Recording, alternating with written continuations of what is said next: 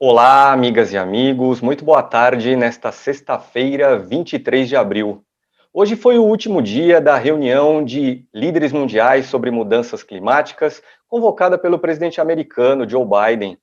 No encerramento, Biden disse ter ouvido notícias encorajadoras de 4 países, entre eles o Brasil. Uma gentileza diplomática conosco, certamente. No discurso feito na cúpula ontem, o presidente Jair Bolsonaro foi malandro, pediu grana internacional para proteger a Amazônia aqui no Brasil, proteger o meio ambiente, e para justificar o pedido, usou realizações de governos anteriores e compromissos de longo prazo que terão de ser cumpridos por governos posteriores ao dele. Sobre o que ele próprio, Bolsonaro, pode fazer, por exemplo, ainda em seu governo, para reduzir o desmatamento ilegal da Amazônia, nenhuma palavra. Com Bolsonaro no poder, o desmate ilegal da floresta bate recordes. Em 2 anos de Bolsonaro no poder, a floresta amazônica já perdeu o equivalente ao tamanho do estado de Sergipe. No discurso de ontem na cúpula, Bolsonaro disse que fortalece órgãos ambientais. Mentira! Nos últimos dias, o ministro do Meio Ambiente, Ricardo Salles, baixou uma norma que amordaça os fiscais do IBAMA. Agora, um fiscal não pode mais aplicar uma multa de imediato. Tem de submeter o caso a uma instância superior. O delegado que chefiava a Polícia Federal no Amazonas até meados de abril, Alexandre Saraiva, acusa o ministro de proteger infratores ambientais, que no caso a que o delegado se refere são extrativistas de madeira. O presidente Jair Bolsonaro merece essa receptividade de Biden com palavras de encorajamento. O que fica dessa reunião de 2 dias da Cúpula do Clima, uma espécie de prévia para a Conferência das Nações Unidas, que acontecerá em novembro na Escócia? E o que será da política ambiental brasileira daqui em diante? Dá para esperar alguma mudança? O discurso de ontem de Bolsonaro foi de fato só retórico? É para uma entrevista sobre esses assuntos que eu, André Barrocal, repórter em Brasília, tenho hoje do outro lado da linha, lá no Rio de Janeiro, Carlos Mink. Ele já foi ministro do Meio Ambiente e hoje em dia é deputado estadual lá no Rio. Então, ministro, ao senhor, em primeiro lugar, muito obrigado pela gentileza de nos atender. Obrigado vocês, boa tarde. Muito bem, e para aqueles que nos assistem, os recados iniciais das nossas transmissões. Se você ainda não é inscrito no canal de Carta Capital no YouTube, aproveite para se inscrever agora. Curta, comente, compartilhe nossos vídeos. Se você gosta do nosso jornalismo, mas ainda não é assinante da Carta, aproveite para se tornar um agora. Entre no site www.assinecarta.com.br e se informe a respeito das condições de assinatura. E se você tem interesse em fazer perguntas para o nosso entrevistado, pode enviá-las pela caixa de comentários que existe aí ao lado do vídeo no YouTube. Então, deputado, eu começo por lhe perguntar o seguinte: Joe Biden se disse encorajado pelo que ouviu do Brasil na cúpula. Ele tem razão para algum encorajamento para se sentir assim?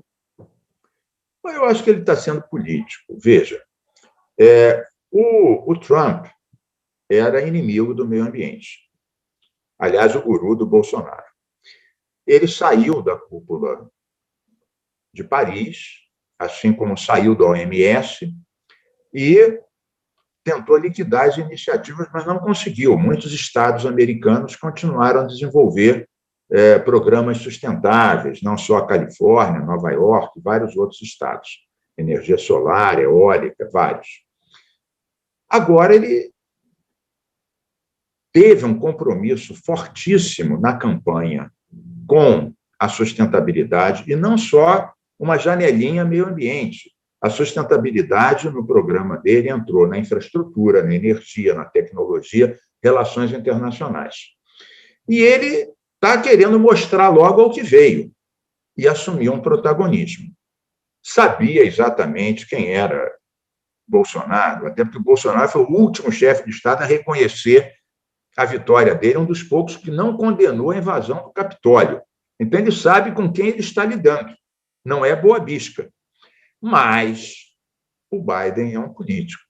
Ele convidou o Brasil, porque o Brasil é um grande país, tem a maior biodiversidade e é o 5º maior emissor de CO2.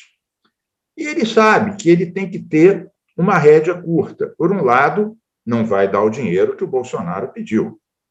Esquece, ele vai querer ver primeiro o que ele faz. Por outro lado, não quer afastá-lo da iniciativa para manter uma tensão. E é claro que o Bolsonaro, um artista, né, disse tudo o que ele disse, pensa e fez, mas apresentou metas. Então, ele tem que lidar que, afinal de contas, foi uma mudança radicalíssima no discurso. Né? A gente vai ver ao longo dessa nossa conversa hoje a grande distância entre a intenção e o gesto, um oceano pelo meio. Aliás, eu até, ontem, numa postagem, lancei o Bolsonaro para o Oscar 2021 e o Salles para ator adjunto. Né? Mas a gente vai falar disso com calma. Mas eu acho que o Biden, ao falar nisso, não é que ele acredita nessas coisas, é porque ele quer manter essa situação. Ele diz, não, espera aí, apoio, vamos verificar primeiro a mudança de comportamento, resultados concretos e tal. Mas como o outro, pela primeira vez, o Bolsonaro dizia que os índios queimavam a Amazônia, que o Leonardo DiCaprio financiava o desmatamento, né? Que mudança climática era coisa de marxismo cultural, coisa de maricas. E ontem falou uma linguagem, metas, ele deve ter estudado muito na véspera ou ter dificuldade de ler. Bioma, biodiversidade, palavras que não frequentavam o seu vocabulário. E é claro que o Biden, que foi, digamos assim, organizador desse encontro, com protagonismo, teve que se referir a que ele fez esse discurso para manter a rédea lá na cobrança. Então, eu acho que ele está fazendo o papel dele, e cá para nós, fazendo bem o papel dele. Vários países apresentaram metas muito mais ousadas. O próprio Estados Unidos ampliou para reduzir 50% a 52% das emissões até 2030. Né? O Japão duplicou a meta, a Europa melhorou. Em suma, ele está conseguindo algo que eu considero relevante. Tudo aquilo que o Trump jogou contra, agora ele está usando o peso dos Estados Unidos e um pacote de mais de 1 bilhão e 300 milhões de dólares para estimular que os países entrem nesse esforço conjunto para a redução das emissões e do aquecimento global. O senhor mencionou aí, lembrou que a preocupação ambiental de Biden vem desde a campanha, e eu queria pedir ao Cacau, nosso produtor, que exibisse para as pessoas um primeiro vídeo que nós separamos, que é um vídeo que mostra justamente Biden em um debate televisivo contra Donald Trump durante a eleição, se referindo à Amazônia e aquilo que ele pretendia fazer se ganhasse a eleição. Cacá, põe aí no ar, por favor, o vídeo 1. Brazil, the rainforests of Brazil are being torn down, are being ripped down. More carbon is absorbed in that rainforest than every bit of carbon that's emitted in the United States.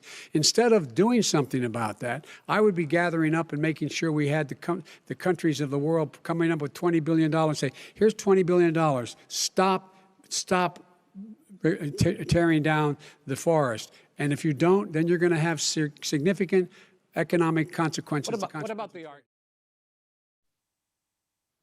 Algumas semanas após esse comentário de Biden na campanha, o presidente Jair Bolsonaro aproveitou um discurso num evento público para responder. E vamos lá, Cacá, vamos mostrar esse momento, essa resposta dada à época, foi em novembro do ano passado. Foi a pólvora. Né? Isso, exatamente. Vamos lá, Cacá, vídeo 2 agora. Assistimos há pouco aí um grande candidato à chefia de Estado dizer que, se eu não apagar o fogo da Amazônia, levanta barreiras comerciais contra o Brasil. E como é que nós podemos fazer frente a tudo isso? Apenas a diplomacia não dá. Né, Ernesto? Que quando acaba a saliva, tem que ter pólvora. Senão não funciona. Não precisa nem usar pólvora, mas tem que saber que tem. Deputado, por que o senhor acha que o presidente Jair Bolsonaro ficou mais dócil agora, a ponto de ter merecido o comentário de Biden, de que o discurso na cúpula ontem foi encorajador? Ele, Bolsonaro, que como a gente acabou de ver, reagiu de forma raivosa, digamos assim, no ano passado em relação ao Biden e à Amazônia. Esse do filme é o verdadeiro Bolsonaro. Esse de ontem da cúpula é o fake. Na verdade, o Bolsonaro está tendo que mudar o discurso e até pessoas do governo em vários campos. Né? Por quê? Popularidade está caindo, economia paralisada, Covid nadando de braçada, graças a ele, né? Eu chamo de bolsovírus. Bolsovírus, o maior difusor do Covid. Então, e agora o Lula presidenciável e crescendo nas pesquisas. Né? Então, todo mundo achava que o general Pazuello, alguns chamam de general Pesadelo, né? Que ele não ia cair de forma alguma, ele fazia tudo que o Bolsonaro dizia. Um manda, o outro obedece. E ele caiu. O novo ministro da Saúde, que não é nenhuma Brastemp, tem um discurso um pouco diferente, tem falado de prioridade para vacina, máscara, distanciamento social, fica se equilibrando aqui e ali, mas não é a mesma coisa do general Pesadelo. Muito bem. O Araújo era outro, todo mundo dizia, aspas, que ele era imexível, porque muito amigo dos filhos do Bolsonaro, sobretudo do Eduardo Bolsonaro. E ele caiu. Caiu por quê?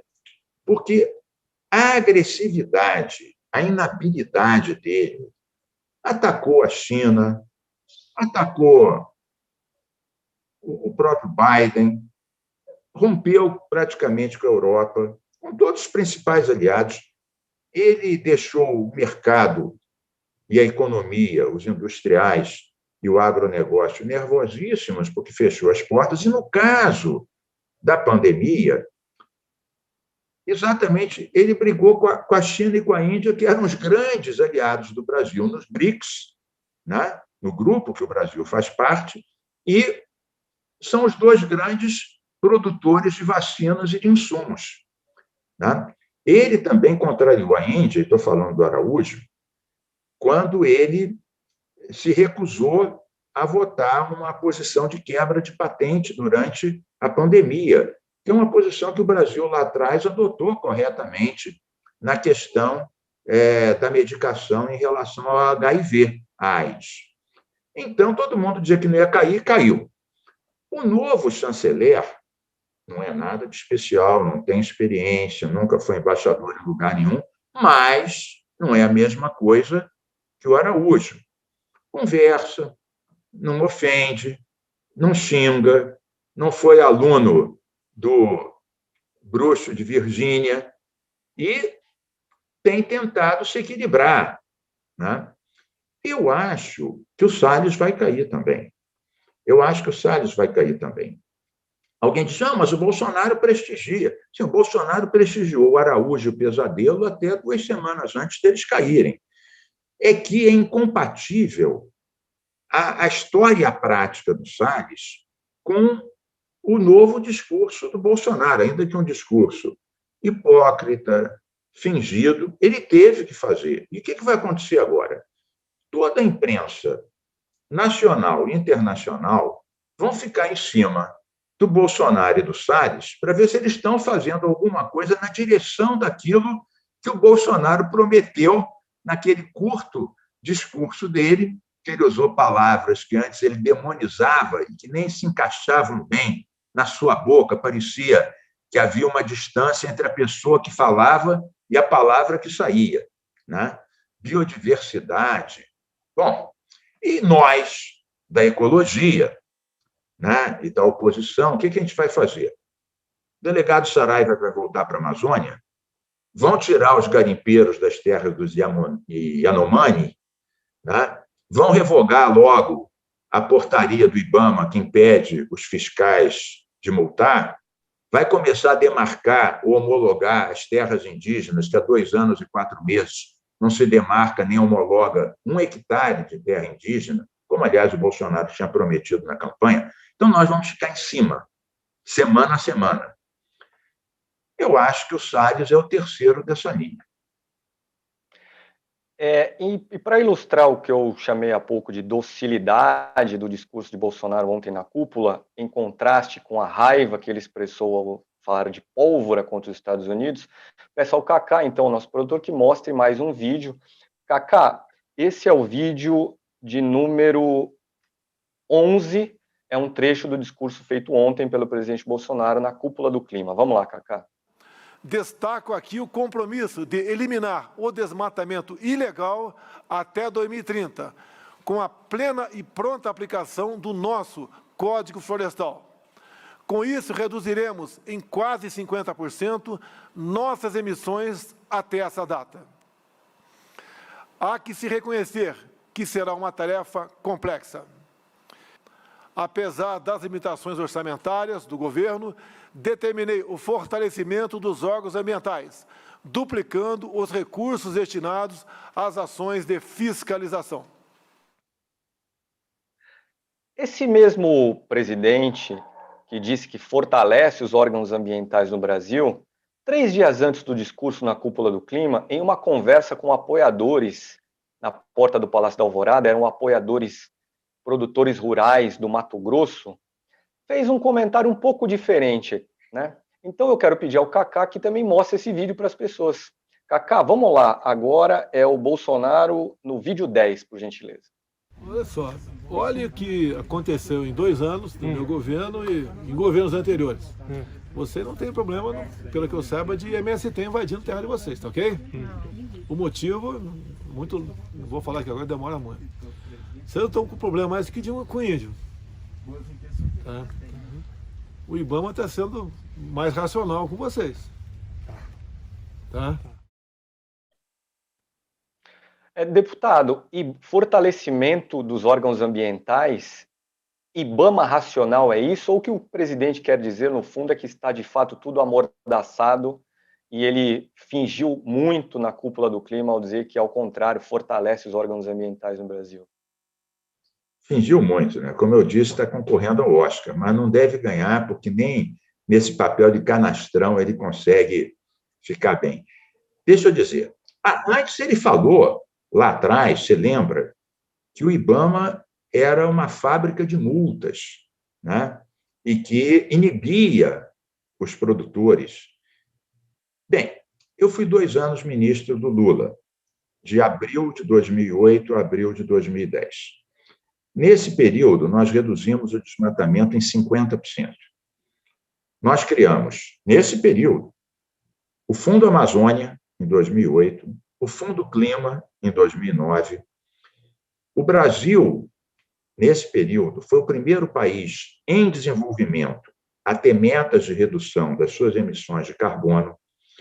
Fizemos o zoneamento econômico e ecológico da Amazônia. Eu preparei, e o Lula assinou, o decreto que regulamentou a Lei da Mata Atlântica, o decreto que regulamentou a Lei de Crimes Ambientais, e fizemos dezenas e dezenas de operações boi-pirata. Eu ia, pessoalmente participava, com o Exército, IBAMA, ICMBio, fizemos concurso para o IBAMA e para o ICMBio. Eu coloquei na direção do IBAMA e do ICMBio técnicos de carreira. Não deixei nem a esquerda indicar. Falei, não, vamos valorizar os técnicos do IBAMA e ICMBio. Moral da história, eles se empenhavam ao máximo. Vinha um ministro lá, no meio, junto com eles, vendo furarem os pneus, jogarem molotov em cima dos carros do IBAMA, picado de mosquito. Nada como você ir para a ponta, ver o que sofre o fiscal que está na ponta. Eu dei a maior força para eles. Participei, mas a gente não era só porrada. A gente negociava com os setores produtivos. Fizemos a moratória da soja com os grandes empresários da soja, top do agronegócio, né? A Biov, Associação Brasileira dos Exportadores de Óleo Vegetal. Fizemos o pacto da madeira legal, o pacto do minério legal com a Vale. Então, não basta dar pancada, você tem que também apontar como fazer da melhor maneira. Não vou falar de tudo, mas vou dizer o seguinte: nós valorizamos o IBAMA. O Bolsonaro humilha o IBAMA e o ICMBio. No ICMBio, eles tiraram toda a direção do ICMBio, que eram biólogos, engenheiros florestais, né? Puseram 5 oficiais da PM de São Paulo. O pessoal chamava, no gozo, chamava de IPM Bio, né? Porque eram os oficiais da PM. Bom, podia até ter algum oficial que fosse também biólogo, mas não era o caso. Não era o caso. É mais ou menos igual ao Pazuello na saúde, né? Que não era médico, não era do ramo. Então, ele realmente amordaçou. Vai dar um trabalhão no futuro, a gente vai ter que remontar isso tudo. Vai dar muito trabalho. É muito mais fácil você destruir alguma coisa do que construir. Vou dar um último exemplo antes de você avançar. A gente criou o Fundo Amazônia, conseguimos que só a Noruega desse US$ 1 bilhão. Hoje seria 5,5 bilhões de reais, aproximadamente. Eles não colocaram nenhuma condição de controlar o conselho, de controlar que programas iam ser feitos, apenas uma condição: reduzir o desmatamento. A gente criou o COFA, Comitê Orientador do Fundo Amazônia, pusemos à frente SBPC, seringueiros, também empresários, ministérios, governos do Norte. Isso correu bem, correu bem.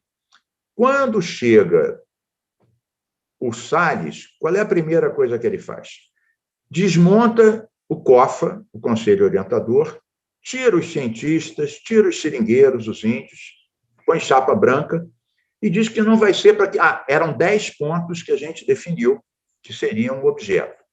Combate ao desmatamento, apoio ao extrativismo sustentável, pesquisa, monitoramento, etc. Chega o Salles e fala, não, vamos ter outros objetivos, vamos pegar esse dinheiro para indenizar os proprietários em áreas de parques nacionais que não receberam ainda o dinheiro da indenização. Bom, aí a Noruega fala, peraí, não foi para isso. Aliás, na época, muita gente dizia, essa turma que está dando dinheiro tem interesses econômicos. Nós trouxemos aqui o ministro do Meio Ambiente, o primeiro ministro da Noruega, vieram aqui assinar. Levamos eles para o Tapajós assinar o acordo. E eles falaram uma frase que eu gosto de dizer. Ele disse o seguinte, olha, nós somos um pequeno país não distante da Groenlândia. Quando a Groenlândia derreter pelo aquecimento, nós vamos submergir. Então, quando a gente dá dinheiro para manter a floresta em pé, a gente não é bonzinho, não. Para nós é um seguro de vida. Mas o nosso compromisso é reduzir o desmatamento e ter a sociedade participando. O que a gente demorou 2 anos para fazer, em 2 meses o Salles desmonta e diz, não, COFA vai ser chapa branca e o dinheiro vai para os proprietários que não forem indenizados. Os caras falam, não, peraí, não foi esse o combinado. E para concluir, o dinheiro que ele está de pires na mão, o Bolsonaro e o Salles pedindo lá fora, existe hoje, metade do dinheiro não foi usado. A gente tem 2,5 bilhões no Fundo Amazônia.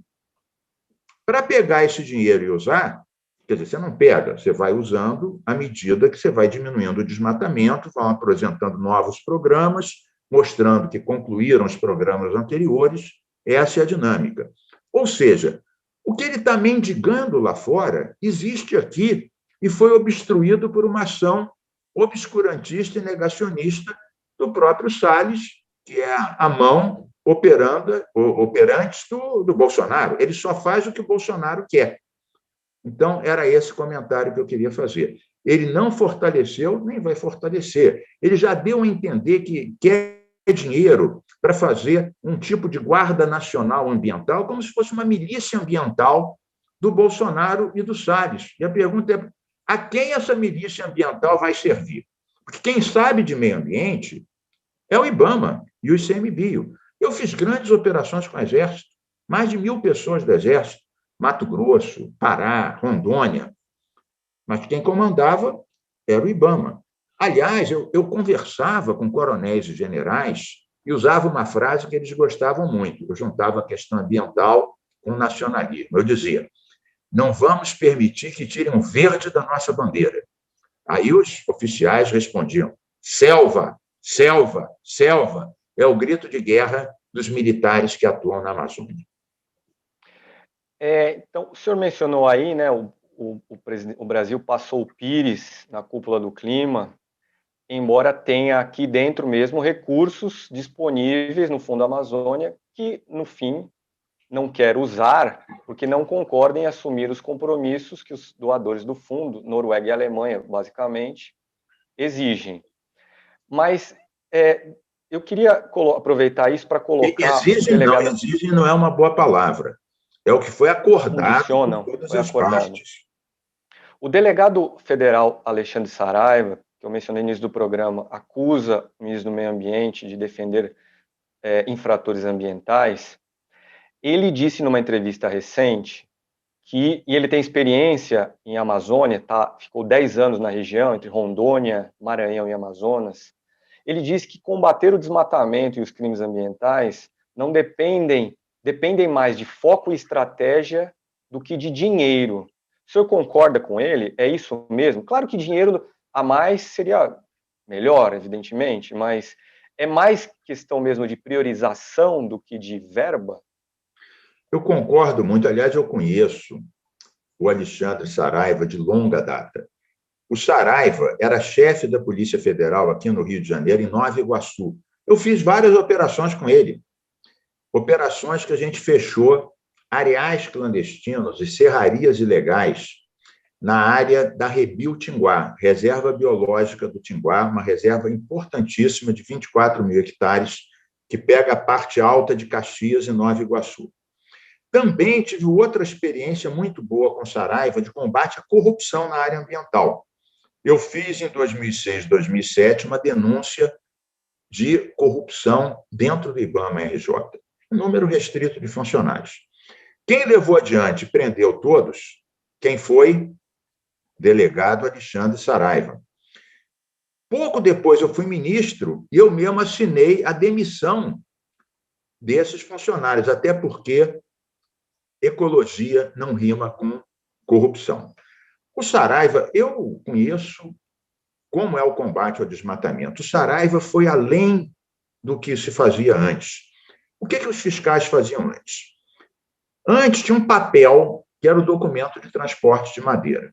No meu tempo, a gente já transformou isso num documento eletrônico, que é muito mais difícil de falsificar, e o próprio fiscal que estava lá vendo o caminhão transportando, ele acessava para ver, porque às vezes eles usavam papel para transportar uma madeira legal e 3 ilegais, que vinham de terra indígena, de parque nacional ou de reserva extrativista de seringueiro. Então, eu já inovei, criando esse documento eletrônico. Mas o Saraiva, ele foi além. Ele ia no lugar que eles declaravam que era a terra de onde vinha a madeira. Então, ele foi pesquisar se lá era terra pública ou terra grilada, se tinha um plano de manejo aprovado, para quantos metros cúbicos era aquele plano de manejo, e descobriu que estava tudo ilegal. As terras, muitas eram públicas ou griladas, tinha um plano de manejo para uma areazinha desse tamanho, que, digamos, que daria para 5.000 metros cúbicos, e eles usavam esse como desculpa para pegar mais outros 30, 40 mil metros cúbicos de outras áreas que não estavam legalizadas nem tinham o plano certificado, o plano licenciado. Então, ele fez uma operação impecável. O Salles ter ido lá dizer que estava errada a operação, que a madeira era legal, que era para devolver a madeira. Em 2 minutos, o Saraiva ficou 5 meses com seus companheiros fazendo uma pesquisa valorosa, minuciosa e rigorosa. Em 10 minutos, o Salles olhou aquela madeira, tem a foto dele olhando aquela madeira, dizendo que era tudo legal, que era para devolver para os donos, desqualificou uma pessoa que tem doutorado em meio ambiente, sabe 20 vezes mais do que ele em meio ambiente. Ou seja, um ministro, ao invés de apoiar as ações de combate ao crime ambiental, apoiou os criminosos ambientais e desqualificou o valoroso delegado Saraiva, que fez a maior apreensão de madeira ilegal da história do Brasil. Uma vergonha internacional. Eu aproveito aqui para dar uma contextualização para as pessoas, nem todo mundo está a par do assunto. Mas em dezembro do ano passado, a Polícia Federal realizou uma operação chamada Androantos, de apreensão de madeira ilegal na região amazônica, apreendeu o equivalente a 129 milhões de reais.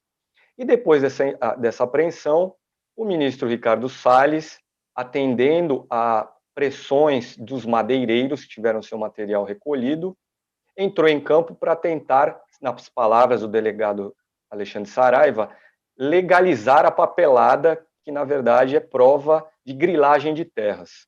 E aqui eu queria pedir ao Cacá, então, nosso produtor, que mostrasse o delegado Alexandre Saraiva fazendo essa acusação ao ministro Ricardo Salles durante uma entrevista. Cacá, vamos lá, vídeo 7, por gentileza. Quando nós recebemos aquele material que foi apresentado a pedido do ministro por aquelas pessoas que estão extraindo madeira na área, nos deparamos com uma situação absolutamente bizarra. Eu cheguei a pensar, como estão apresentando esses documentos aqui? Porque é a prova cabal da grilagem de terras, por exemplo.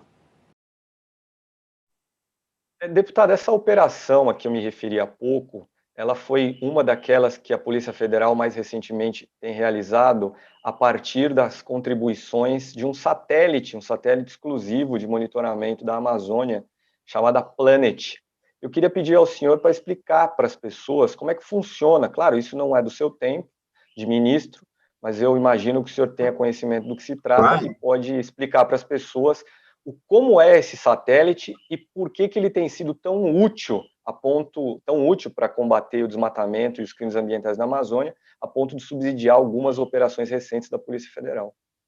Boa. Deixa eu voltar um pouquinho para trás. No nosso tempo, a gente se guiava pelo INPE. INPE, Instituto Nacional de Pesquisas Espaciais, internacionalmente reconhecido, né? E todas as nossas ações, o INPE era a nossa diretriz, os nossos olhos. Então, a gente ia na certa. Fizemos dezenas e dezenas de operações boi pirata, porque o principal fator de desmatamento da Amazônia era a pecuária. E eles usavam o boi. Eu até chamava de boi pirata, mas depois eu pensei que pirata era o dono do boi, né? Coitado do boizinho. Mas eles usavam o boi para ocupar o território de terra indígena, Parque Nacional, Reserva Extrativista. A gente preparou um decreto que o Lula assinou que permitia a apreensão, era o chamado perdimento, né? Então, a gente pegava, a gente notificava para tirar o boi da área que não poderia estar, o proprietário não fazia, pecuarista, a gente reincidia, ele não tinha, a gente ia lá, pegava o boi pirata e doava para o Fome Zero. Eu fui algumas vezes para a televisão e falei, senhores pecuaristas, tirem vosso gadinho da terra dos índios, dos parques e das reservas extrativistas. Senão a gente vai lá, vai pegar, isso vai virar churrasquinho do Fome Zero. Ninguém acreditou. Falou, o quê? Aquele rapaz lá do Rio de Janeiro que usa colete está aqui ameaçando pegar o nosso gadinho, o nosso boizinho aqui do Pará, Mato Grosso, Rondônia. É ruim, quero ver. Fizemos, então, dezenas de operações com IBAMA, Exército, Polícia Federal. Na época, Tarso Genro era ministro da Justiça, botava a Polícia Federal e a Polícia Rodoviária Federal para ajudar nossas operações. Pegamos 45 mil cabeças de gado. O Patrus Ananias era o ministro responsável pelo Fome Zero. Ele me via, abria um sorriso de orelha a orelha. O meio ambiente virou o maior doador do Fome Zero, né? Por quê? Porque a gente agia com a Polícia Federal e o INPE organizando. O que o Bolsonaro e o Salles fizeram logo no início? Desqualificaram o INPE. Como o INPE disse que o desmatamento estava aumentando, eles falaram o INPE não é sério e demitiram o diretor do INPE, internacionalmente reconhecido. E mais, quiseram comprar um satélite que fazia a mesma coisa do INPE, só para tirar o poder do INPE, para eles poderem controlar os dados e colocar isso na esfera do Exército e dos organismos de segurança, da BIM. Bom, esse satélite que você fez a referência, ele é complementar aos vários, porque o INPE não usa um satélite só, usa vários satélites. E não é fácil fazer essas medições. Tem a questão das nuvens, tem a questão do nível de precisão. O nível de precisão foi aumentando ao longo do tempo. No meu tempo, a gente já conseguia ver praticamente o boi, né? Foi aumentando a precisão. Esse satélite que você fez referência, ele tem uma precisão maior, ele pega áreas menores ainda, e, em muitos casos, ele consegue ver através das nuvens. Quer dizer, ele tem altíssima precisão. Então, ele melhora a capacidade da operação. Claro, se você quiser. Se você fizer isso tudo para depois o Bolsonaro e o Salles desqualificarem a Polícia Federal, exonerarem o bravo Alexandre Saraiva e querem devolver, espero que a Justiça não permita, a madeira para os seus proprietários que agiram ao arrepio da lei, criminosamente, aí não adianta ter um satélite maravilhoso, que você vai aprender e depois vai criminalizar quem fez isso. Mas com essas declarações de amor incondicional à ecologia, desde os mais tenros tempos de infância que o Bolsonaro fez, vamos cobrar, porque, como você falou, meios nós temos. Pessoas qualificadas como o Saraiva, nós temos. Agora, o que eles faziam era não deixar fazer a operação. Eles puniam quem fazia. Antes, tiraram vários chefes de fiscalização que estavam fazendo o seu trabalho, ao invés de receberem elogios e progressão, eles eram removidos, porque não faziam, não exatamente porque faziam o dever de casa. Isso é que é triste, né? Eu vivi 2 anos com essas pessoas, vários levaram bala. Eu me lembro, uma vez, em Paragominas, eles cercaram. Paragominas é uma cidade do Pará, que tem muita gente que veio de Goiás e de Minas, então chamava Paragominas. Eles cercaram o prédio do IBAMA, meteram fogo no prédio do IBAMA, nos carros, quase mataram. Bom, no dia seguinte eu cheguei lá com 2.000 pessoas do Exército, fomos para a Câmara de Vereadores. Dos 9 vereadores, 8 eram donos de serraria, foram todos presos. Só tinha uma vereadora, que era ligada à igreja, que não estava comprometido com isso. E aí, a gente tinha que fazer isso, porque senão desmoralizava o trabalho, né? Tinha filme desses vereadores e das serrarias, dos donos, dando cachaça e distribuindo galão de gasolina para as pessoas queimarem as sedes do IBAMA. Isso foi em 2009, tem 12 anos atrás. Então, nessas horas, o ministro tem que saber, olha, de que lado eu estou? Eu estou do lado do IBAMA e do ICMBio, fui para lá com o Exército protegê-los. Agora, parece que o Salles faz exatamente o contrário, né? Ele impede o IBAMA de agir e pune os mais eficientes. E, no caso, ao menos específico dos madeireiros, faz isso com todo o respaldo do presidente Jair Bolsonaro. Vamos ver um vídeo de abril de 2019 que mostra o presidente Bolsonaro dando uma certa ordem para Ricardo Salles e os fiscais do IBAMA em relação à madeira ilegal. Cacá, põe no ar aí o vídeo 4, por gentileza. Meus amigos, estou ao lado do presidente Bolsonaro e a mensagem que eu quero que ele mande para Rondônia agora é sobre o que está acontecendo, especialmente no município de Cujubim e Espigão. Presidente, estão queimando caminhões, tratores, pessoal do meio ambiente, do IBAMA. Ontem o ministro Ricardo Salles, de repente, veio falar comigo com essa informação. Ele já mandou abrir um processo administrativo no meu lugar para apurar realmente a responsabilidade disso aí. Não é para queimar ninguém, nada, né? Ninguém não, nada. Maquinário, trator, caminhão, seja lá o que for. Não é esse procedimento, não é a nossa orientação. Okay? Agora, deputado, o delegado Alexandre Saraiva diz que países que importam madeira do Brasil fazem, digamos, uma certa vista grossa quanto à ilegalidade da madeira que sai daqui, porque eles não têm opção e porque a madeira acaba saindo muito barata. É verdade isso? E, se for verdade, o que precisaria ser feito contra isso? Olha, não é bem verdade. Não há, em alguns casos, uma fiscalização rigorosa como deveria haver. Mas o que é certo é que o próprio Salles e Bolsonaro mudaram as portarias de exportação. Porque antes, para a madeira ser exportada, tinha que ter vários certificados da origem, qual era o plano de manejo, qual era a quantidade, assinado pelos órgãos estaduais, pelo IBAMA, etc. O que o Salles e o Bolsonaro fizeram? Entre aspas, para agilizar a exportação, e não, outra vez, entre aspas, criminalizar os bravos madeireiros, eles suprimiram a necessidade de ter um carimbo do IBAMA, suprimiram a necessidade de ter o órgão estadual responsável pelo licenciamento daquele plano de manejo. E o que acontece? Ficou muito mais fácil burlar. Então, eles estão se queixando de uma coisa que eles próprios é que afrouxaram completamente a fiscalização. Veja, um país que importa, ele vai se basear fundamentalmente nas exportações, nas informações do país de origem. Ele vai querer saber do país de origem o seguinte: olha, está direito, cumpriu a lei, está correto, não foi de desmatamento. Se o próprio país de origem, orientação do Bolsonaro e do Nero, e do Salles, né, é que eu chamo Bolsonaro de Bolsonaro, dependendo se o assunto é Covid ou Amazônia, eu chamo ele de Bolsovírus ou de Bolsonaro. Eu vou variando aqui as duas personalidades do nosso insano tirano. Muito bem. Mas, então, é claro que a responsabilidade maior é do país onde essas coisas acontecem.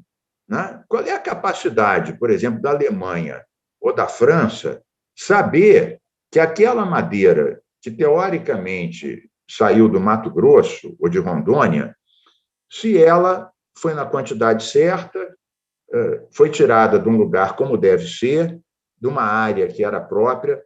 Eu falei várias vezes plano de manejo, mas eu imagino que uma parte das pessoas que estão acompanhando essa nossa conversa não sabe exatamente o que é isso. Eu vou explicar num minuto. O que é plano de manejo? Você tem uma determinada área que tem muitas árvores que podem ser extraídas. Então, digamos que uma árvore, para crescer, demore 8 anos. Então, você divide aquela área em 8 pedaços. Cada ano, você faz um corte, não um corte raso, um corte inclinado naquele 8º. No ano seguinte, outro pedaço. Quando você chegou no 8º ano, você voltou para a área original, a árvore cresceu e você pode cortá-la. Isso significa que você pode infinitamente tirar madeira sem adentrar na floresta nativa, na floresta primária, nos biomas, na biodiversidade. A Noruega, outra vez, a Finlândia, são países que também têm base florestal, têm móveis finlandeses exportados para o mundo inteiro, aliás, com um design muito bonito. Eles têm a mesma cobertura florestal que eles tinham há 150 anos atrás. Por quê? Porque eles fazem plano de manejo. Então, é isso que tem que ser feito. É possível produzir madeira móvel e gerar emprego sem destruir a floresta, aproveitando áreas que já foram desmatadas e replantadas, usando essa metodologia que eu descrevi de forma um pouco simplista, mas para as pessoas perceberem.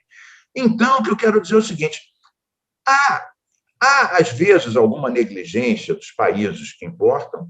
Claro que há, não vamos passar a mão na cabeça de ninguém. Muitas vezes tem agrotóxicos que estão proibidos nos outros países e que eles exportam para cá. Aliás, quando eu fui ministro, eu e o ministro temporão da Saúde vedamos 18 agrotóxicos que a gente viu que estavam proibidos em outros países da Europa. O Bolsonaro aprova 2 agrotóxicos por dia, já aprovou mais de 1.000, metade dos quais proibidos, vários dos quais a Embrapa tem o combate biológico às pragas correspondente a eles. Mas, para não me espalhar mais, é claro que os países ricos fazem suas lambanças, mas, nesse caso, quem mudou as regras e facilitou a vida de quem exporta madeira ilegal tem nome e sobrenome: Salles e Bolsonaro. Perfeito. E A Indonésia é um outro país com uma floresta tropical importante e que também tem exploração de madeira e derrubada aí da sua vegetação. E o presidente indonésio, ontem, no primeiro dia da cúpula do clima, fez referência ao Brasil. Ele disse, olha, aqui na Indonésia estamos tentando conter o desmatamento, a destruição da nossa floresta, diferentemente do que acontece em um certo país da América do Sul. E para ilustrar o que tem acontecido neste certo país da América do Sul, eu gostaria de pedir ao Kaká que mostrasse para as pessoas um gráfico, o gráfico de número 8, que traz a evolução do desmatamento ilegal na Amazônia por governo, em média anual, de Sarney até Bolsonaro. Vamos lá, Kaká, mostra aí. Então, nós temos aí, esses são dados do INPE, o Instituto Nacional de Pesquisa Espacial, já mencionado aí pelo nosso entrevistado. Com José Sarney, a média anual foi de 19 mil quilômetros quadrados, com Collor foi de 12 mil, com Itamar foi de 14 mil, Fernando Henrique, seu primeiro mandato, 19 mil, em seu segundo mandato, 18 mil, no primeiro governo Lula, maior média do período, 21 mil, e no segundo mandato uma queda acentuada pela metade, foi para 9.700. Aí com Dilma chegamos ao piso, com 5,4 no seu primeiro mandato. No segundo mandato, 7 mil quilômetros quadrados. Com Temer, na mesma casa dos 7 mil. E aí com Bolsonaro, em seu primeiro ano, 10 mil quilômetros quadrados. E no seu segundo ano, o ano passado, 11 mil quilômetros quadrados. Se a gente somar esses 2 anos, de 2019 e 2020, tivemos uma destruição equivalente ao estado de Sergipe. Agora, deputado, eu queria lhe perguntar especificamente sobre a Amazônia.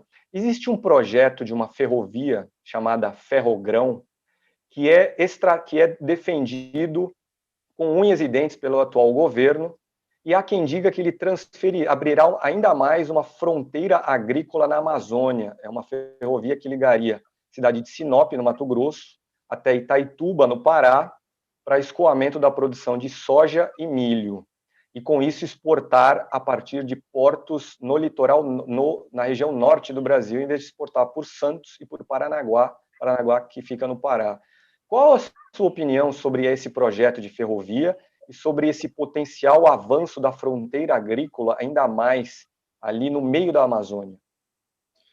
Olha, bom, voltando aqui ao tema anterior que você estava tratando, nesses 2 anos que eu tive à frente do Ministério, a gente pegou o último ano da Marina, que terminou em 13 mil, e quando a gente entregou para a Isabela, que nos sucedeu, estava em 6.500, porque as medições são feitas sempre em julho de um ano a junho do ano seguinte. É o período que o INPE faz a medição dele. Então, a gente pegou de 13 mil para 6.500. E a gente reduziu dessa forma, como eu te disse, combinando uma repressão pesada com uma indução às boas práticas. Por exemplo, eu falei, mas não expliquei o que era a moratória da soja. Eles precisavam do selo verde para colocar a soja nos Estados Unidos e no Japão, e na Europa. Então, a gente chegou para a Biov e falou assim, olha, Biov, exportadores de óleo vegetal, a gente dá o selo verde e vocês não compram soja de áreas desmatadas nos últimos 2 anos. Como foi em 2008, era de 2006 para cá. Bom, participaram dessa moratória o Greenpeace, o WWF, a Conservação Internacional, e a gente combinou 3 sistemas de satélite para ver se a coisa estava sendo cumprida mesmo. O nosso era do INPE, do governo, a Biov tinha o dela, e as ONGs, grandes ONGs, poderosas, também compraram a imagem de satélite. Olha, eles cumpriram em 92% a moratória da soja.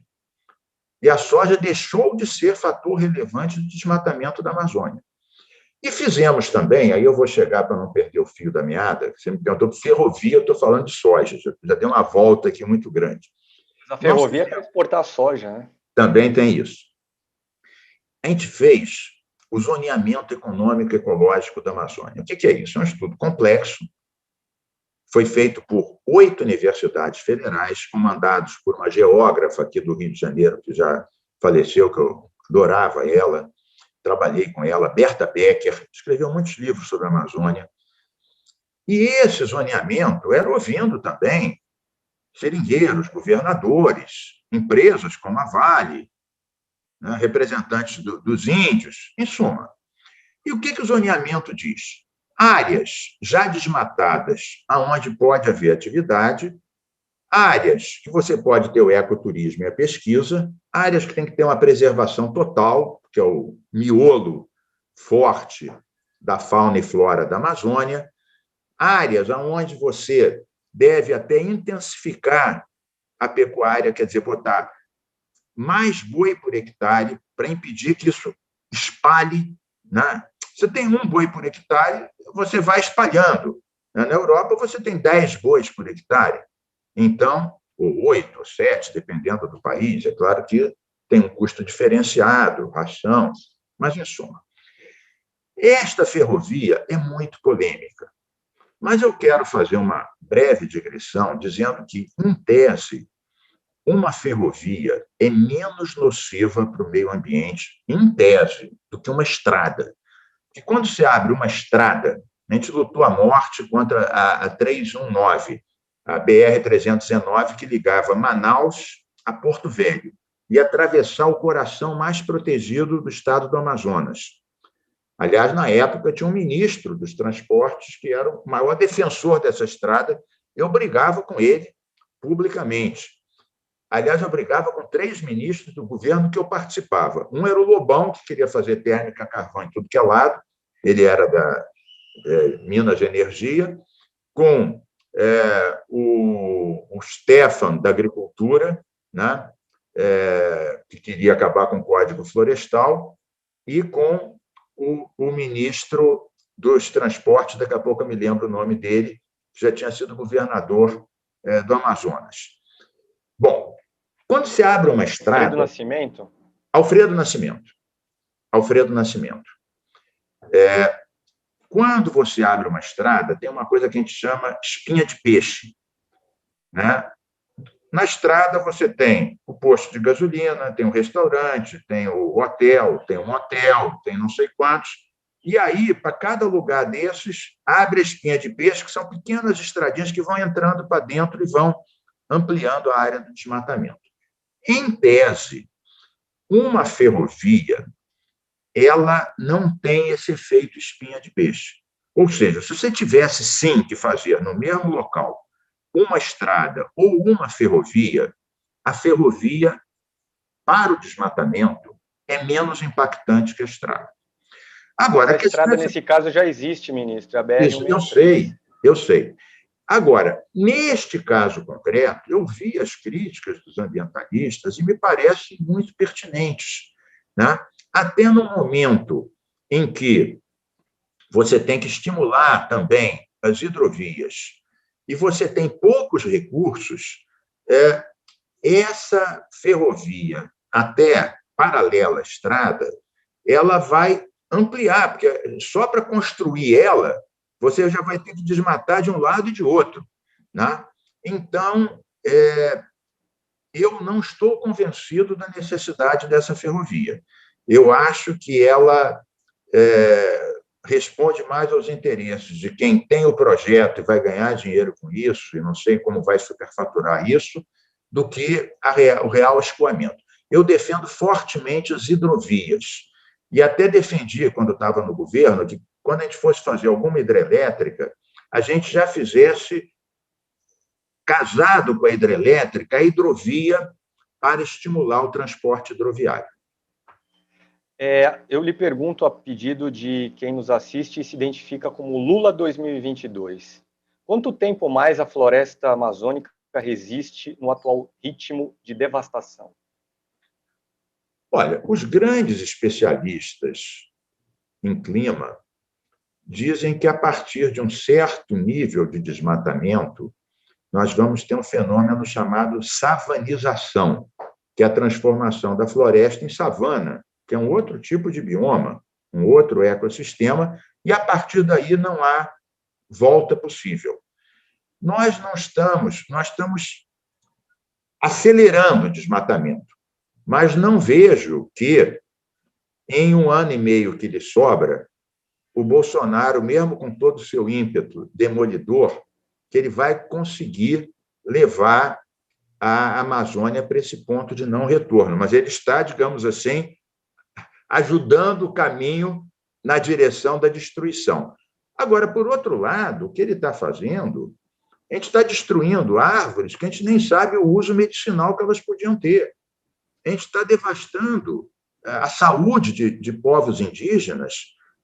O Supremo falou, não é ao bel prazer do governante demarcar ou homologar uma terra indígena. A Constituição diz que isso tem que ser feito.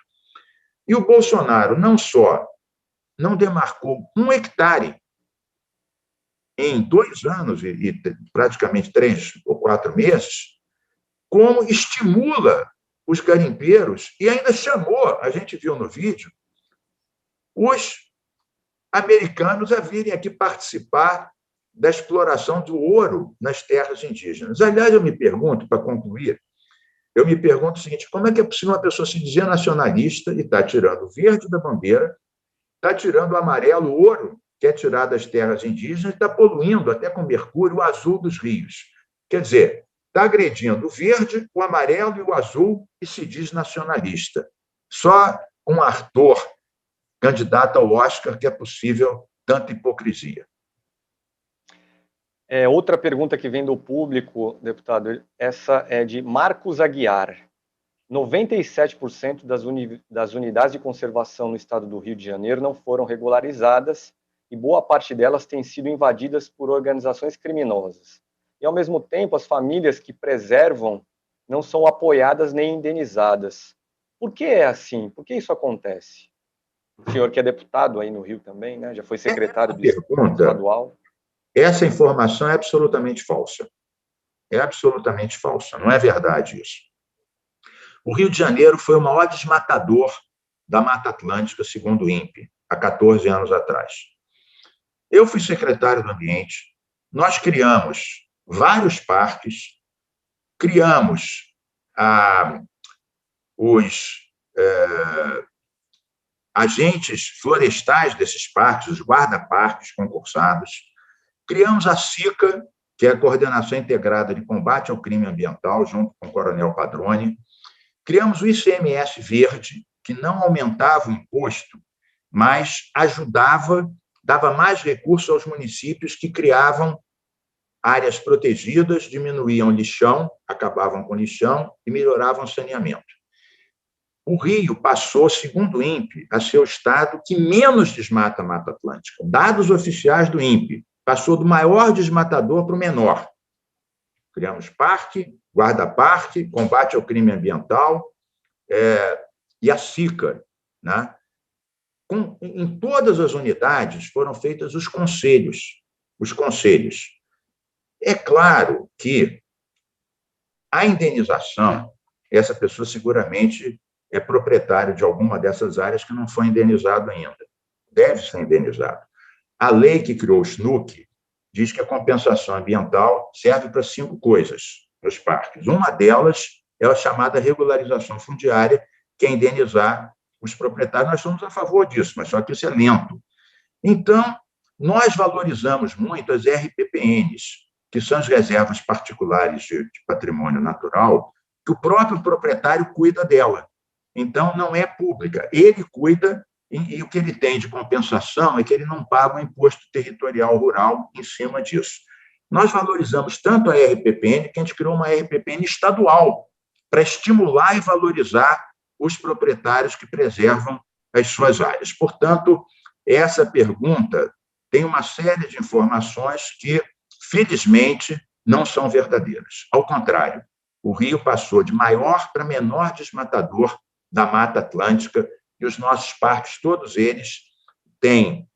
É claro, a gente saiu do governo há 8 anos, então não contratam mais gente para o INEA, não renovaram guarda-parques, eles estão menos cuidados do que eram antes. mas dizer que os parques estão controlados por organizações criminosas é uma coisa completamente fantasiosa e mentirosa. Não corresponde à verdade. Muito bem, deputado. E com isso, eu encerro a entrevista por aqui. Já chegamos a 1 hora de duração, que era o tempo combinado. O senhor tem outro compromisso daqui a pouco. É verdade. Conforme nos dizia no início, antes de começar a entrevista, eu gostaria de, mais uma vez, lhe agradecer a gentileza Com de nos prazer. atender.